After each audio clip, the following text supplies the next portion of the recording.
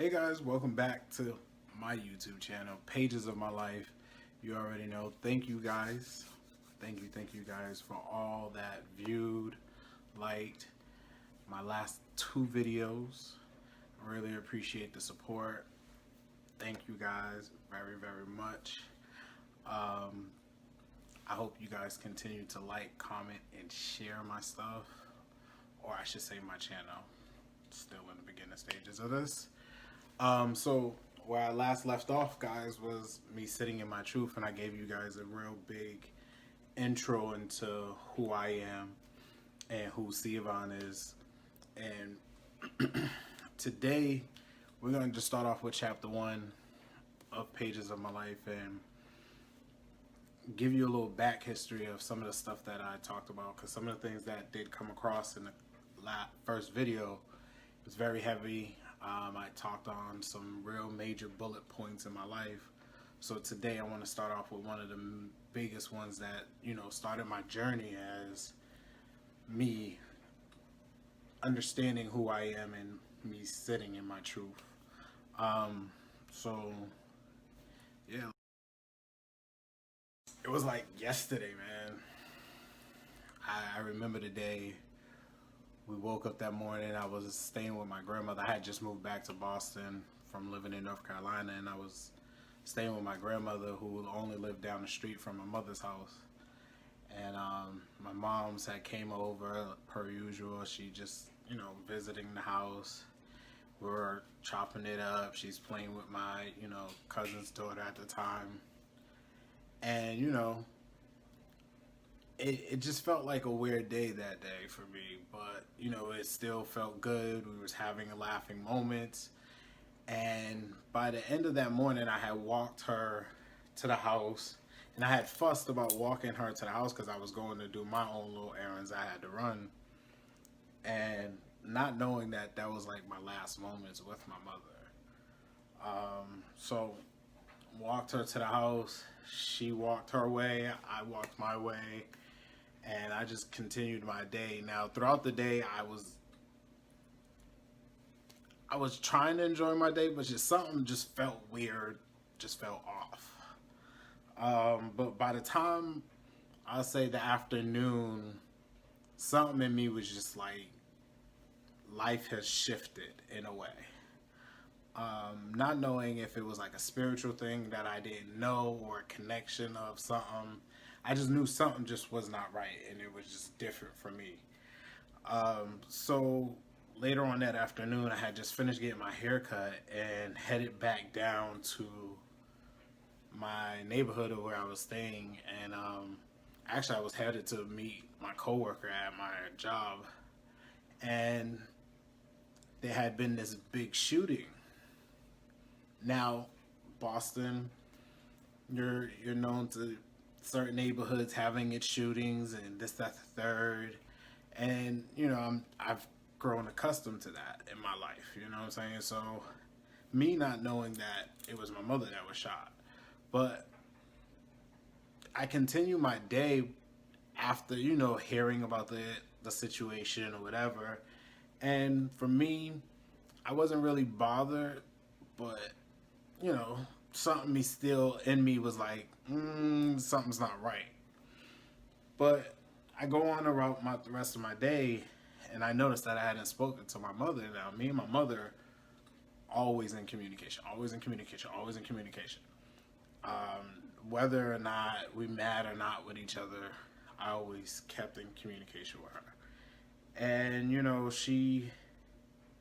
she hadn't reached back out to me that day or whatever. I still had to go to work that night, I do believe. Went to work. She still not reached back out to me. And, by this time, the story has hit the news. They haven't named the victims. They haven't named anything. But they're just telling you what is being reported. Now, what's being reported is that, a convenience store was either being robbed, but it got shot up. It was AK-47 in the store, this, that, the third. It was supposed to be two guys that had been in the store. That's how the story was ran. So, needless to say, First night goes by, I haven't heard from my mother, so I start going through her contacts of people. Now, by then, nobody's had heard from her. So I start to get nervous because it's not like her to not talk to me about nothing and not let me know where she is. So, needless to say, that day goes by. I haven't heard from her the next day. By then, I have to go back to work. I'm working. I'm talking to some of my bosses and I'm asking them, hey, what do I do? I ain't heard from my mother. Like, what am I supposed to do? This, that, the third. They're like, well, you're supposed to wait about 24 hours for a missing persons report. By then, the end of my shift, it was about 24 hours because I hadn't heard from her. So, since the day before. So, by then, I done made my 24 hours. So, needless to say, I get, I get back to the house. No, actually, not even that. I went straight to the police station. I had one of my mother's friends, best friends, pick me up. We go straight to the police station. We file a missing persons report. Well, actually, they tell us they got to send somebody else to the house to file the missing persons report. So, needless to say, I get back to the house. Everybody's calling, trying to figure out where she is, who she could possibly be with. I didn't send my sisters. Now, at the time, I have a 4-year-old brother. I have a 16, 17-year-old sister, and then I have an 18-year-old sister. And me, at that time, I was about 20. No, I was already 21. I think I was about 20 or 21 at that time. And so everybody's in commotion trying to figure out where she is. The police show up. Now, I have a regular squad car come up.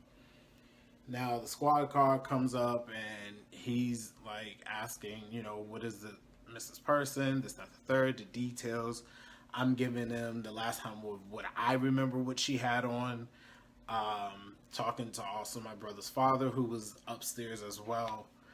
And, throughout all of that, they take it, they run off. I get a phone call from a friend of the family. He's like, hey, I got 2 detectives that want to talk to you. I'm going to send them your way. I'm like, okay, whatever, what's going on? The detectives get to the crib, and this is when, for me, I was just like, okay, I don't even know how to accept this. I don't, and you see me smiling because it's like, this is one of those moments in my life where I just didn't know you still get stuck in time. So needless to say, the detectives show up to the house and they're like, hey, well, about the shooting that happened, transpired, and we just want to see if, this is who you're looking for. And for me, my nerves begin to just tremble through my whole body. The detective says, sits down. I said, okay, cool. Sits down. And next thing you know, he shows me a picture of just half her face. And, just right here.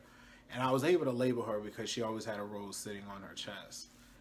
And for me, it's a big moment for me to be able to tell this story and not share any tears, because for me, I've been able to really move forward and heal on this moment. But, I seen that. I instantly already knew who she was. I couldn't even break in the moment of, claiming her body. So I couldn't break. Needless to say, as soon as I instantly got that, I called my sisters back to the house. I tell everybody in the household, because now in my mother's household, it was my sisters, my brother, my brother's father, and my cousin was living there. I wasn't living with them. I was staying with my grandmother. So I tell all of them. That house goes into uproar. I run down to my grandmother, and I run. Like, I'm shorts, sneakers, first thing on, and I'm gone. I run to them, and my grandmother's sitting at her table, and I even then couldn't break. Like, I couldn't break. I haven't broke since, we'll get into that. But needless to say, I couldn't break for her. And once I told her, she just fell apart at the table. Family just fell into shambles. But it was during that moment, it was a lot of, I couldn't understand. I was questioning God so much. Because I couldn't just understand what it was that I did to deserve this, or what my brothers or sisters did to deserve to have that happen to them. Um, it, it showed me a lot of things um, within these past years of those moments of needing her and her guiding me. Um,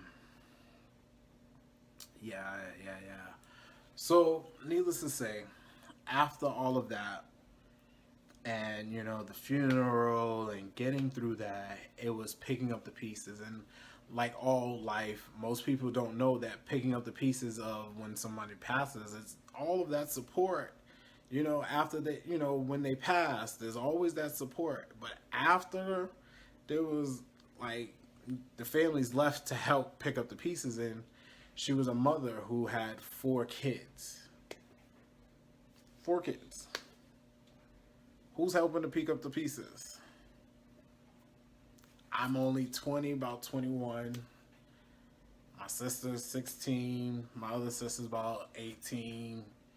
My brother's 4 years old.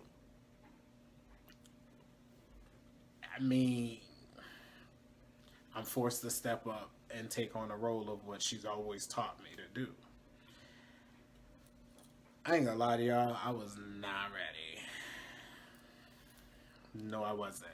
No, I was not. It was not the ministry. It wasn't the calling for me. But I tried. I did try.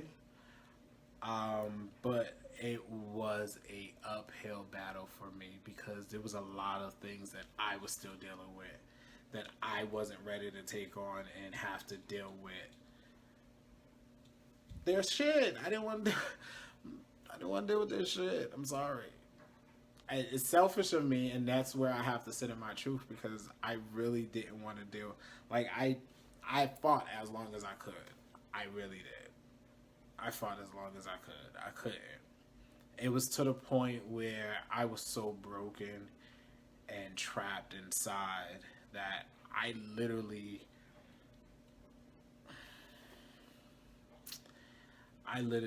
left my siblings, disappeared on them. They had no form of contact with me, changed my number. My aunt couldn't get in touch with me, and my grandmother couldn't get in touch with me. And this was a year after I then went and tried to relieve myself.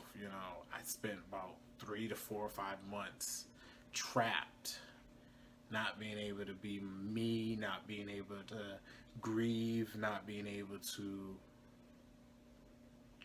just be able to live. And when I did get the moment of being able to breathe for a second, it felt so good. And I mean, it felt so good just to be me. Amazing. And coming back and having to feel trapped again and having to feel like I have to hide who I am. I can't be who I am. I can't, because I have so many expectations of knowing me to be this church boy or knowing me to be this spiritual person, but at the same time it was shambles.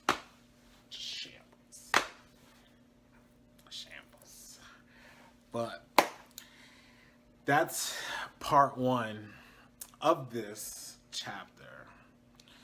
We will get into part 2 next time, and I hope you guys really enjoyed this. Definitely comment, and share, like, and subscribe. Let me know what y'all think. Peace out.